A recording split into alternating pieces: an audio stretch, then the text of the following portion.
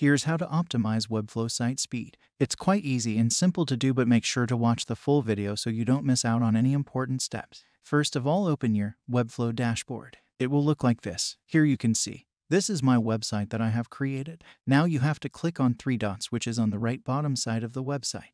Now you will see some new options, but you have to click on Editor button. Next window will look like this. Here you can edit your website. Now you have to click on Interactions button, which is on the right upper corner of the screen. After this, click on Edit Component button. After doing this, click on Cleanup button. Next pop-up will look like this. Here you can see my website have 0 unused triggers and unused animations, but you have to click on Delete button. It will delete errors or bugs from website. Next step is to click on this button. After this, click on Cleanup button. Here you can see there are many errors and bugs file. You can simply remove them. So next step is to click on your any website image and then click on Setting button. After this, scroll down and you will see an option of Load. Just click on it and then select this one. So in this way you can optimize Webflow site speed.